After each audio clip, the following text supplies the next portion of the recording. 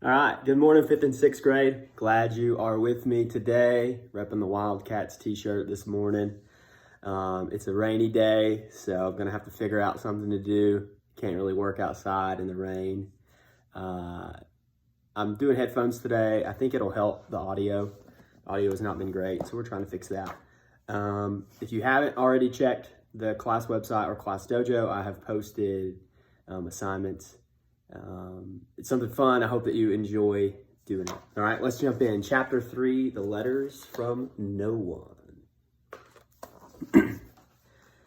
The escape of the Brazilian boa constrictor earned Harry his longest ever punishment. By the time he was allowed out of his cupboard again, the summer holiday had started, and Dudley had already broken his new cinema camera, crashed his remote control aeroplane, and, first time on his racing bike, knocked down old Mrs. Figg as she crossed Privet Drive on her crutches. Harry was glad school was over, but there was no escaping Dudley's gang. He visited the house every single day. Piers, Dennis, Malcolm, and Gordon were all big and stupid, but as Dudley was the biggest and stupidest of the lot, he was their leader. The rest of them were all quite happy to join Dudley's favorite sport, Harry hunting. This was why Harry spent so much time as possible in the house, wandering around and thinking about the end of the holidays, where he would see a tiny ray of hope. When September came, he would be going off to secondary school, and for the first time in his life, he wouldn't have to deal with Dudley. Dudley had a place at Uncle Vernon's old school, Smeltings. Pierre Polkus was going there too. Harry, on the other hand, was going to Stonewall High, the local comprehensive. Dudley thought this was very funny. "They stuff people's heads down the toilet the first day at Stonewall," he told Harry. "Want me to take you upstairs and we'll practice?" No, thanks," said Harry. "The poor toilets never had anything as horrible as your head down it. It might be sick." And then he ran, before Dudley could work out what he'd said.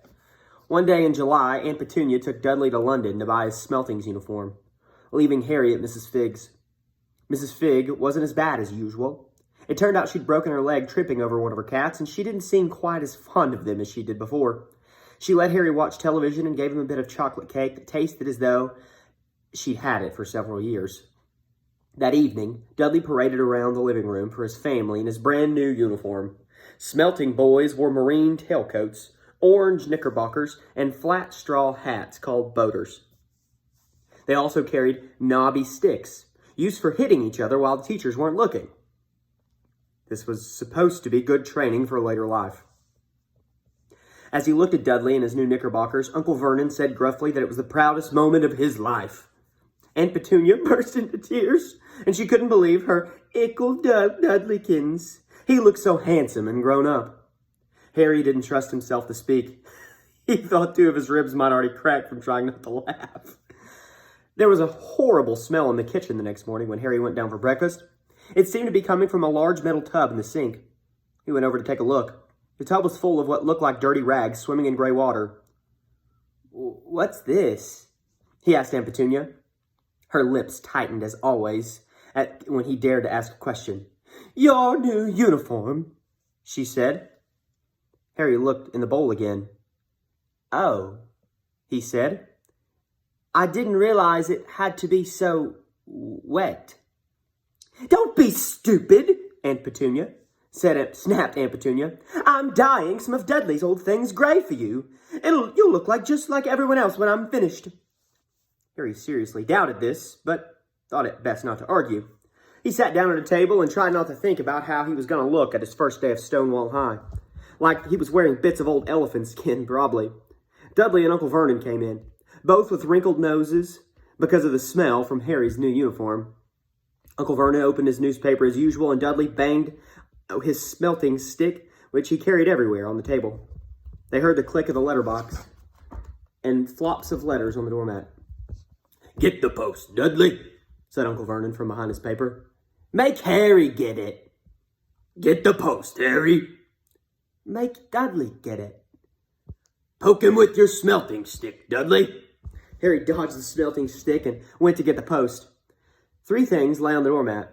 A postcard from Uncle Vernon's sister Marge, who was holidaying on the Isle of Wight, a brown envelope that looked like a bill, and a letter for Harry? Harry picked it up and stared at it, his heart twanging like a giant elastic band. No one ever in his whole life had written to him. Who would? He had no friends, no other relatives. He didn't belong to the library, so he'd never even gotten rude notes asking for the books back. Yet here he was. A letter, addressed so plainly there could be no mistake. Mr. H. Potter, The Cupboard Under the Stairs, 4 Privet Drive, Little Whining, Surrey. The envelope was thick and heavy, made of yellowish parchment, and the address was written in emerald green ink. There was no stamp. Turning over the envelope, his hand was trembling. Harry saw a purple wax seal bearing a coat of arms, a lion, an eagle, a badger, and a snake surrounded by a large letter H. "Hurry up, boy!" shouted Uncle Vernon from the kitchen. "What are you doing? Checking for letter bombs?" He chuckled at his own joke. Harry went back to the kitchen, still staring at his letter. He handed Uncle Vernon the bill and the postcard, sat down, and slowly began to open the yellow envelope. Uncle Vernon ripped open the bill, snorted in disgust, and flipped over the postcard. "Marge is ill," he informed Aunt Petunia. "Ate a funny whelk." "Dad!" said Dudley suddenly. "Dad! Harry's got something!" Harry was on the point of unfolding his letter, which was written in the same heavy parchment as the envelope, when it was jerked sharply out of his hand by Uncle Vernon. "That's mine!" said Harry, trying to snatch it back. "Who'd be writing to you?" sneered Uncle Vernon, shaking the letter open with one hand and glancing at it. His face went red to green faster than a set of traffic lights, and it didn't stop there. Within seconds, it was grayish, as white as old porridge. "Petunia," he gasped. Dudley tried to grab the letter to read it, but Uncle Vernon held it high out of his reach. Aunt Petunia took it curiously and read the first line. For a moment, it looked as though she might faint. She clutched her throat and made a choking noise. "Vernon! Oh, goodness! Vernon!" They stared at each other, seemingly have forgotten that Harry and Dudley were still in the room. Dudley wasn't used to being ignored. He gave his father a sharp tap on the head with his smelting sticks. "I want to read the letter," he said loudly. "I want to read it," said Harry furiously, "as it is mine." "Get out, both of you!"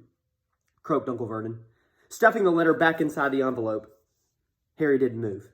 "I want my letter." "Let me see it," demanded Dudley. "Out!" roared Uncle Vernon, and he took both Harry and Dudley by the scruffs of the neck and threw them into the hall, slamming the kitchen door shut behind them. Harry and Dudley promptly had a furious but silent fight over who would listen to the keyhole. Dudley won. So Harry, his glasses dangling from one ear, lay flat on his stomach, listening at the crack between the door and the floor. "Vernon," Aunt Petunia was saying in a quivering voice, "look at the address.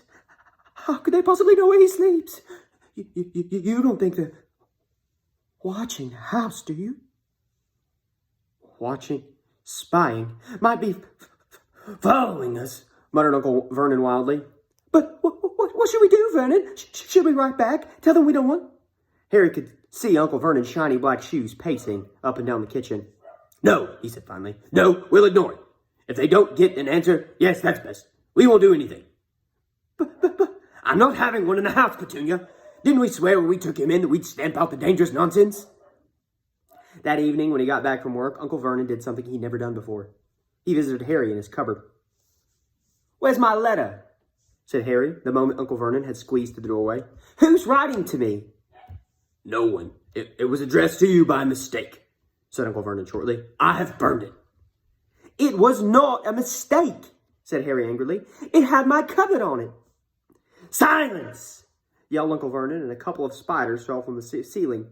He took a few deep breaths and then forced his face into a smile which looked painful.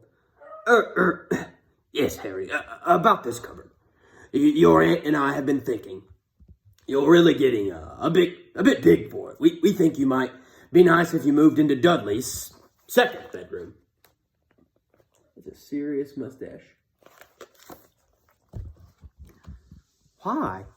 said Harry. "Don't ask questions," snapped his uncle. "Take the stuff upstairs now." The Dursleys' house had 4 bedrooms, one for Uncle Vernon and Petunia, one for visitors, usually Uncle Vernon's sister Marge, one where Dudley slept, and one where Dudley kept all his toys and things that wouldn't fit in his first room. It only took Harry one trip upstairs to move everything he owned from the cupboard to this room. He sat down on the bed and stared around him. Nearly everything in here was broken. The month-old cinema camera was lying on top of a small working tank Dudley had once driven over to the next door's dog. In the corner was Dudley's first ever television set, which he'd put his foot through when his favorite program had been canceled. And there was a large bird cage, which had once held a parrot that Dudley had swapped at school for a real-life air rifle, which was up on a shelf with the end all bent because Dudley had sat on it. Other shelves were full of books. They were the only thing in the room that looked as though they'd never even been touched. From downstairs came the sound of Dudley bawling at his mother. "I don't want him in there. I need that room. Make him get out." Harry sighed, stretched out on the bed. Yesterday, he'd given anything to be up here. Today, he'd rather be back in his cupboard with his letter than up here without it. Next morning at breakfast, everyone was rather quiet. Dudley was in shock. He'd screamed, whacked his father with his smelting stick, and been sick on purpose, kicked his mother, and thrown his tortoise through the greenhouse roof, and he still didn't have his room back. Harry was thinking about the time yesterday, bitterly, wishing he'd opened the letter in the hall. Uncle Vernon and Aunt Petunia kept looking at each other darkly. When the post arrived, Uncle Vernon, who seemed to be trying to be nice to Harry, made Dudley go get it. They heard him banging things with his smelting stick all the way down the hall, and then he shouted, "There's another one! Mr. H. Potter, the smallest bedroom, 4 Privet Drive." With a strangled cry, Uncle Vernon leaped from his seat, ran down the hall, with Harry right behind him. Uncle Vernon had to wrestle Dudley to the ground to get the letter from him, which was made difficult by the fact that Harry had grabbed Uncle Vernon around the neck from behind. After a minute of confused fighting, which everyone got hit a lot by the smelting stick, Uncle Vernon straightened up, gasping for breath with Harry's letter clutched in his hand. "Go to your cupboard. I mean bedroom," he wheezed at Harry. "Dudley, go. Just go." Harry walked round and round his new room. Someone knew he had been moved out of his cupboard, and they seemed to know he hadn't received his first letter. Surely this meant they'd try again. And this time, he'd make sure they didn't fail. He had a plan. The repaired alarm clock rang at 6 o'clock the next morning. Harry turned it off quickly, dressed silently. He mustn't wake the Dursleys.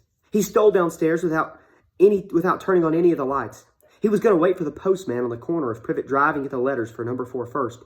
His heart hammered as he crept across the dark hall towards the front door. Rah! Harry leaped into the air. He trotted on something big and squashy on the doormat. Something alive? Lights clicked upstairs, and to his horror, Harry realized that the big squishy something had been his uncle's face. Uncle Vernon had been lying in front of the door, in a sleeping bag, clearly making sure that Harry didn't do exactly what he'd been trying to do. He shouted at Harry for about half an hour and told him to go and make a cup of tea. Harry shuffled miserably off to the kitchen, and by the time he got back, the post had arrived, right into Uncle Vernon's lap. Harry could see 3 letters addressed in green ink. "I want," he began, but Uncle Vernon was tearing the letters into pieces before his eyes. Uncle Vernon didn't go to work that day. He stayed at home and nailed up the letterbox. "See," he explained to Aunt Petunia through a mouthful of nails, if they can't deliver them, they'll just give up." "I'm not sure that'll work, Vernon." "Oh, these people's minds work in strange ways, Petunia. But they're not like you and me," says Uncle Vernon, trying to knock a nail in with a piece of fruit cake Aunt Petunia had just bought him.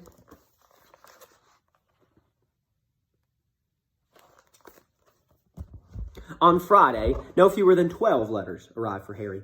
As they couldn't go through the letterbox, they had been pushed under the door, slotted through the sides, and a few even forced through the small window in the downstairs bathroom. Uncle Vernon stayed at home again. After burning all the letters, he got out his hammer and nailed all the boards and cracks around the front and back door so no one could get in or out. He hummed "Tiptoe Through the Tulips" as he worked and jumped at small noises. On Saturdays, things began to get out of hand. 24 letters to Harry found their way to the house.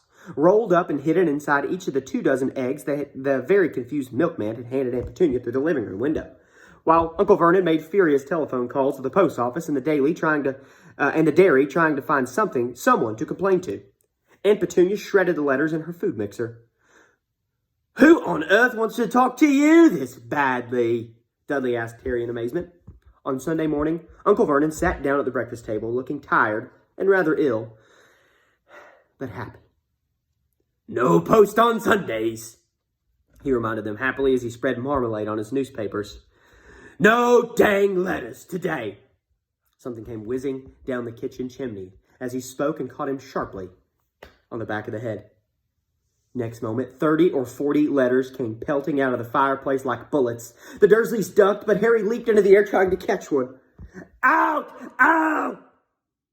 Uncle Vernon seized Harry around the waist and threw him into the hall. When Aunt Petunia and Dudley had run their arms over their faces, Uncle Vernon slammed the door shut. They could hear the letters still streaming into the room, bouncing off the walls and floor. "That does it!" said Uncle Vernon, trying to speak calmly, him pulling great tufts out of his mustache at the same time. "I want you all back in 5 minutes, ready to leave. We're going away. Just pack some clothes. No arguments." He looked so dangerous, with half of his mustache missing, that no one dared argue. 10 minutes later, they wrenched their way through the boarded-up doors and were in the car, speeding towards the motorway. Dudley was sniffing in his back seat. His father had hit him round the head for holding him up while he tried to pack his television, video, and computer in his sporting bag. They drove, and they drove. Even Aunt Petunia didn't ask where they were going. Even now, every now and then, Uncle Vernon would take a sharp turn and drive the opposite direction for a while. "Shake 'em off. Shake 'em off," he would mutter whenever he did this. They didn't stop to eat or drink all day. By nightfall, Dudley was howling. He'd never had such a bad day in his life. He was hungry. He'd missed 5 television programs he'd wanted to see, and he'd never gone so long without blowing up an alien on his computer. Uncle Vernon stopped at last outside a gloomy-looking hotel in the outskirts of the big city. Dudley and Harry shared a room with twin beds and damp, musty sheets. Dudley snored, but Harry stayed awake, sitting on the windowsill, staring down at the light of passing cars and wondering. They ate stale cornflakes and cold tinned tomatoes on toast for breakfast the next day. They had just finished when the owner of the hotel came to their table. "Excuse me, but is one of you Mr. H. Potter? Only I got about 100 of these at the front desk." She held up a letter so they could read the green ink address. Mr. H. Potter, room 17, Railview Hotel, Cokesworth. Harry made a grab for the letter, but Uncle Vernon knocked his hand out of the way. The woman stared. "I'll take them," said Uncle Vernon, standing up and following her from the dining room. "Wouldn't it be better to just go home, dear?" Aunt Petunia suggested timidly, hours later, but Uncle Vernon didn't seem to hear. Exactly what he was looking for, none of them knew. He drove them into the middle of a forest, got out, looked around, shook his head, got back in the car, and off they went again. The same thing happened in the middle of a plowed field, halfway across a suspension bridge at the top of a multi-story car park. "Dad's gone mad, hasn't he?" Dudley asked Aunt Petunia dully late in the afternoon. Uncle Vernon had parked on the coast, locked them all inside the car, and disappeared. It started to rain. Great drops beat on the roof of the car. Dudley sniveled. "It's Monday," he told his mother. "The great Umberto's on tonight. I want to stay somewhere with a television." Monday. This reminded Harry of something. If it was Monday, and you could usually count on Dudley to know the days of the week because of TV, then tomorrow, Tuesday, was Harry's 11th birthday. Of course, his birthdays were never exactly fun. Last year, the Dursleys had given him a coat hanger and a pair of Uncle Vernon's old socks. Still, you weren't 11 every day. Uncle Vernon was back, and he was smiling.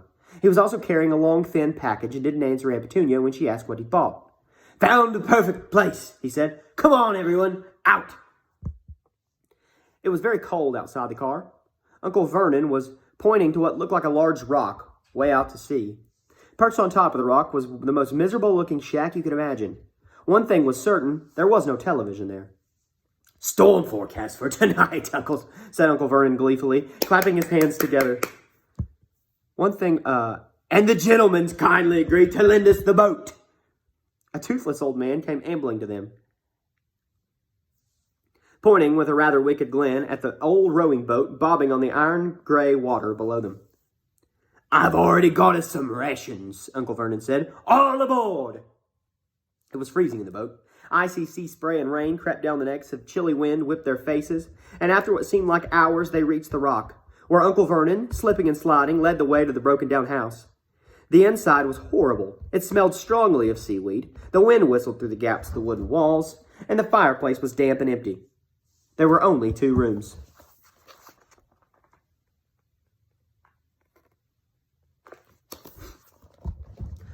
Uncle Vernon's rations turned out to be a packet of crisps each and 4 bananas. He tried to start a fire, but the empty crisp packet just smoked and shriveled up. "Could do with some of those letters now, eh?" he said cheerfully. He was in a very good mood. Obviously, he thought nobody stood a chance of reaching them here in a storm to deliver the post. Harry privately agreed, though the thought didn't cheer him up at all. As night fell, the promised storm blew up around them. Spray from the high waves splattered the walls of the hut. The fierce wind rattled the filthy windows. Aunt Petunia found a few moldy blankets in the second room and made up a bed for Dudley on the moth-eaten sofa. She and Uncle Vernon went off to the lumpy bed next door. Harry was left to find the softest bit of floor he could and curl up under the thinnest, most ragged blanket. The storm raged more and more ferociously as the night went on. Harry couldn't sleep. He shivered and turned over, trying to get comfortable, his stomach rumbling with hunger. Dudley's snores were drowned by the low rolls of thunder and started around midnight.